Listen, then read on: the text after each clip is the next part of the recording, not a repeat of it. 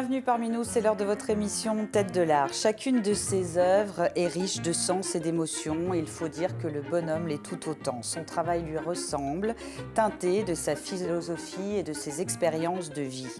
Son premier contact avec la terre agira comme un déclic, une révélation. Ensuite, il se nourrira de rencontres et d'échanges qui l'aideront à affiner sa technique. C'est un artiste sensible et attachant, atypique, loufoque parfois.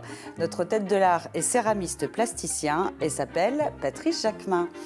Bonjour Patrice, merci d'avoir accepté cette invitation. Selon la formule, on va apprendre à vous découvrir, à vous connaître au cours de ce rendez-vous. Alors pour vous, tout commence par le fait qu'à un moment donné dans la vie, on a envie de dire des choses. Oui, tout à fait. Ouais. On ne sait pas comment. Ouais. Et on trouve son médium. Pour vous, ça a été donc la terre, cette terre que vous malaxez, que vous travaillez depuis une quinzaine d'années. Pourquoi la terre et qu'est-ce que vous avez ressenti à son premier contact? Comment vous vous êtes dit, eh ben, ce sera ça, mon moyen de dire les choses? Pourquoi la terre? Parce que la terre, c'est un médium qui m'est arrivé naturellement, quoi. Et comme il arrive naturellement, c'est évident. Il fait partie des évidences de la vie. Il est arrivé d'une façon impromptue, inattendue, par le cadeau d'outils de poterie qui m'a été confié par une céramiste que j'ai rencontrée par hasard et avec laquelle j'ai fait le premier pot de ma vie. Et après, j'ai eu envie de continuer. Et après, ça a été le déchaînement. C'est-à-dire que je sentais qu'au fur et à mesure que je m'appropriais la terre, d'une autre façon, l'argile, eh bien, je pouvais passer mes pensées de façon physique. Et avec beaucoup de patience et d'expérimentation, en fait, j'ai appris à devenir son allié et on s'entend bien depuis 15 ans. Et 15 années, ça a été 15 années de travail pour apprendre les terres, pour apprendre le feu, passer de l'argile molle, crue, à l'argile qui va devenir quelque chose de durable. Et ça, c'est une grande responsabilité. Et puis après, tout ce qui est partie émaillage et donc présentation au public et présentation à chacun du travail qui est fait. Donc ça devient une aventure qui est magnifique, quoi, qui s'enrichit au fur et à mesure qu'on travaille avec elle, la terre. Et quand on commence à se rendre compte que le message qu'on voulait porter au tout début commence à s'affiner et commence à se préciser, alors on se dit, c'est bon là. Ben bien sûr. On est sur, voilà. Il y en a d'autres sensibles, prendraient l'écriture, ou le cinéma, la vidéo. Voilà. Moi, c'est la terre, c'est une évidence. Que... Vous parliez d'émotions physiques et c'est pas rien quand vous dites ça, parce que vous êtes aussi quelqu'un qui a besoin d'entrer en communion avec la nature. Et quand une pièce se crée, ça passe par un voyage, par une promenade.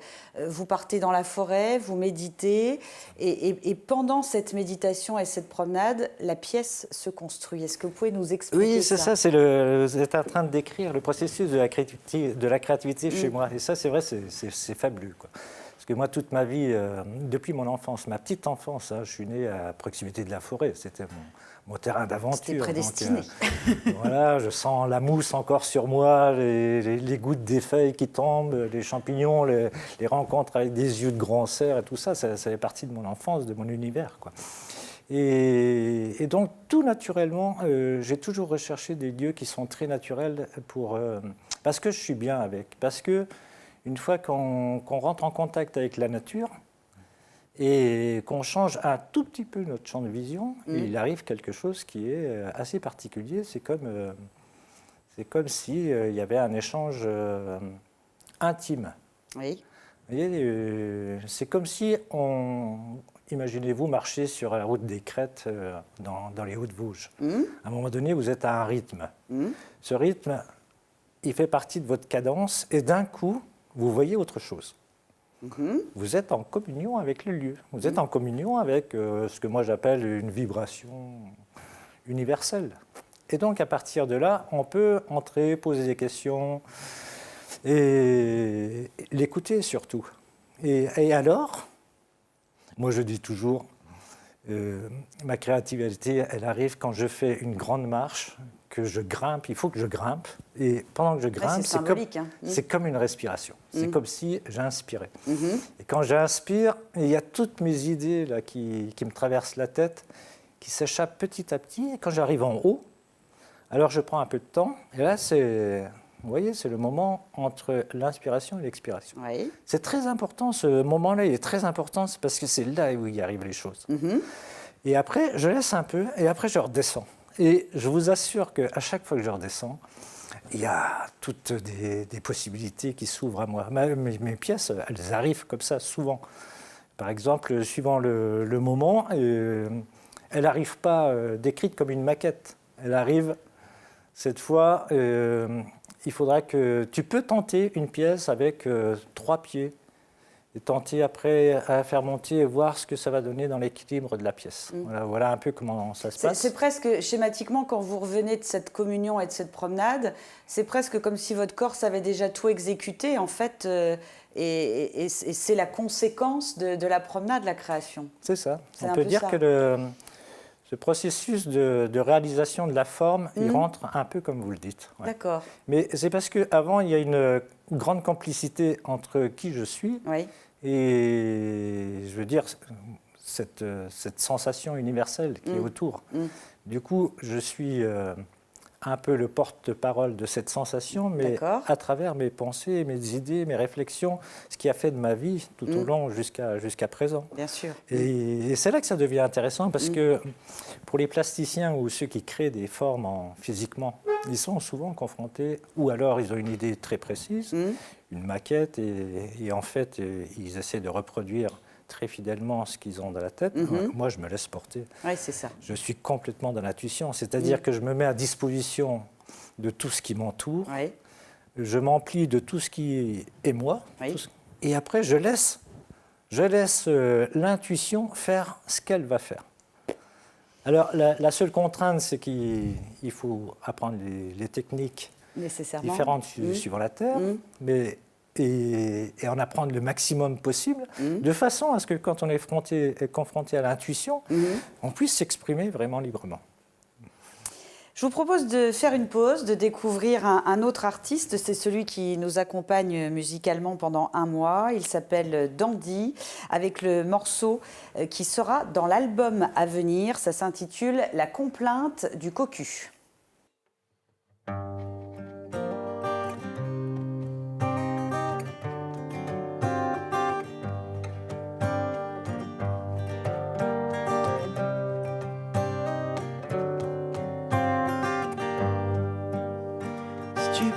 Regarder dans les yeux, me dire que tu m'aimes et que tu n'aimes que moi. Si tu peux me regarder dans les yeux, soutenir quand même que ce n'est rien qu'il ne faut pas. Écouter ceux qui crient au loup, ou les ragots des jaloux. Ce ne sont que des histoires, je demande qu'à y croire.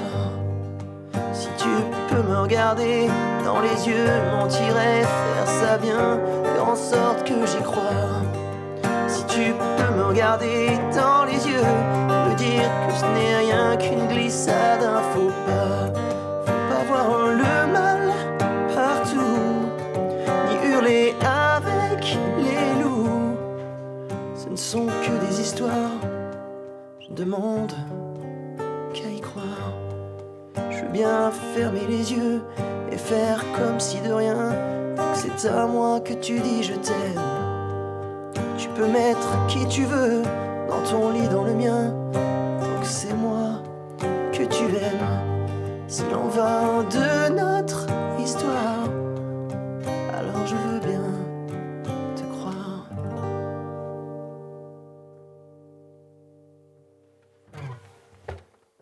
Voilà, pour l'instant, l'album qui est dans les bacs, c'est Le Ring de Dandy, à se procurer bien sûr de toute urgence. On retrouve notre tête de l'art de la semaine, Patrice Jacquemin.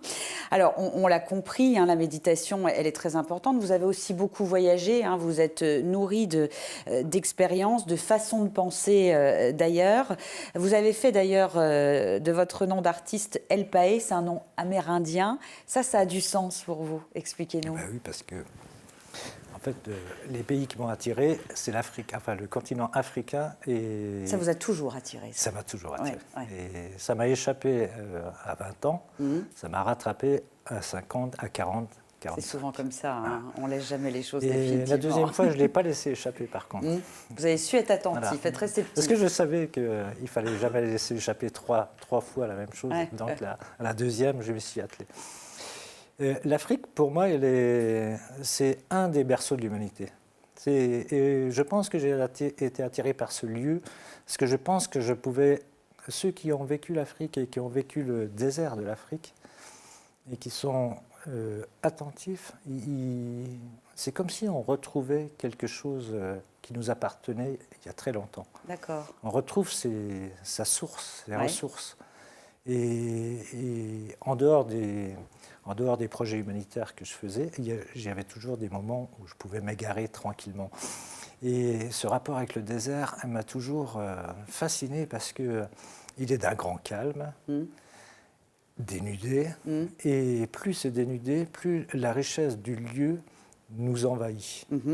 Et au cours d'un de ces voyages, fatigue sans doute, grande fatigue sans doute, mais vous savez, quand on voyage, c'est souvent sur des pistes en 4x4 et on est emmitouflé avec les chèches pour pas que la poussière... Et je me souviens d'un voyage comme ça où j'étais je ne sais pas comment dire, en vision consciente. Et je me vois encore, quand je vous raconte ces choses-là, vous avez les images qui viennent en même temps. Je me vois traverser la terre de part à d'autre, et d'arriver à un lieu que moi j'apprécie parce que c'est comme si j'arrivais du milieu de la terre et je voyais toute une ronde de sages, d'Indiens qui fumaient la pipe. Et je commence à me réveiller. J'étais dans le 4x4. Et je commence à me réveiller, je regarde, je fais le tour et je m'arrête devant un. Et je lui dis, mais il me ressemble celui-là. Et je regarde, il a exactement la tête de mon père. Mais mon père me ressemble, enfin je ressemble à mon père, je suis d'une grande famille, mais je suis le seul qui ressemble tellement à mon père. D'accord. Et bon, j'ai noté tout ça en voyant, je montrais à mes amis de voyage et tout ça, ils disent ouais, c'est sûr, t'as de la chance de pouvoir vivre un truc comme ça. Je lui dis, mais j'ai vécu avec vous. Hein. Et peu après, bon, je me suis demandé ce que c'était que cette vision. En fait, rien d'extraordinaire, hein, ça peut arriver à n'importe qui. Ouais, sauf la fatigue, Sauf qu'on m'a dit, en fait, c'est pas ton père que tu as vu, c'était toi que tu as vu. Ouais. Ah, moi, c'est toujours rentré. Et donc, El Pae, c'est ce double, en fait, ce nom voilà, El d'artiste, Pae, il est arrivé tout de suite après. Le nom d'El Pae est arrivé... Comme vous voyez, quand on choisit un prénom pour son enfant, on ne sait pas pourquoi, comment il va s'appeler mon enfant. Puis, paf. Puis à un moment donné, ça devient une évidence. C'est celui-là. Ouais. Là, voilà, là, c'est pareil. El Pae est arrivé une évidence. D'accord. Johan Lagrange a poussé les portes de votre atelier pour qu'on vous voit un peu en train de travailler. On découvre le reportage, le montage est signé Jean-Christophe Defrano.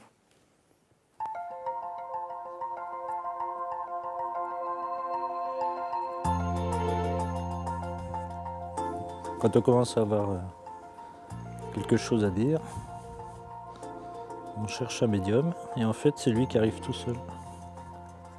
Il arrive comme une évidence, quoi. Une potière dans le sud qui me refait des premiers outils, voilà celui qui me reste. J'ai fait un bol comme ça avec elle. Et au fur et à mesure, on familiarise la terre elle commence à nous connaître aussi. Et puis après, on se fait sa façon de travailler avec, de parler avec, de réaliser avec. C'est exigeant, c'est plus exigeant qu'on croit.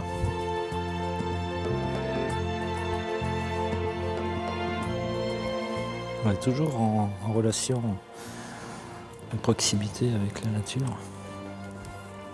quoi qu'on fasse dès qu'on est avec la terre. En marchant hier, j'ai eu une esquisse de ce qui allait m'arriver dans la tête. Donc c'est pas tout à fait au hasard.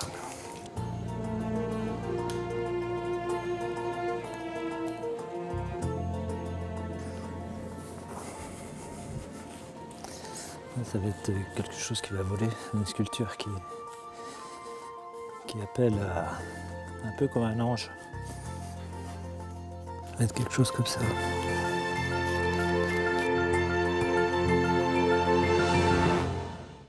Voilà, c'est un bon résumé de la situation. Super. Ah, ça vous plaît, visiblement. C'est le milieu qui... Oui, bel atelier, ceci L'atelier, c'est dit. Je pense superbe. que beaucoup d'artistes rêvent d'avoir un atelier comme vous. Si on parle un petit peu technique, vous faites ce qu'on appelle de la cuisson intuitive. Alors ça veut dire quoi? Que vous ne respectez aucun code, c'est tout au feeling? C'est-à-dire que le principe de créativité intuitive, oui, c'est un peu ce qu'on parlait depuis le début, c'est se mettre dans un état d'être. Ouais, c'est dans le même schéma, ouais. Et après, il faut maîtriser certaines techniques pour pouvoir se laisser aller complètement. La cuisson, c'est la même chose. C'est-à-dire que je me rappelle avoir fait des centaines de cuissons raku près de chez ma mère parce que j'aimais cet endroit. Donc ça m'a appris à maîtriser le feu et les réactions de la terre. Et surtout, la terre, elle adore quand on est son ami. Elle adore quand on travaille avec. On la brutalise jamais. Jamais. Vous voyez, c'est comme quand vous êtes avec un ami. Vous pouvez lui dire des choses qu'il n'aimerait pas entendre.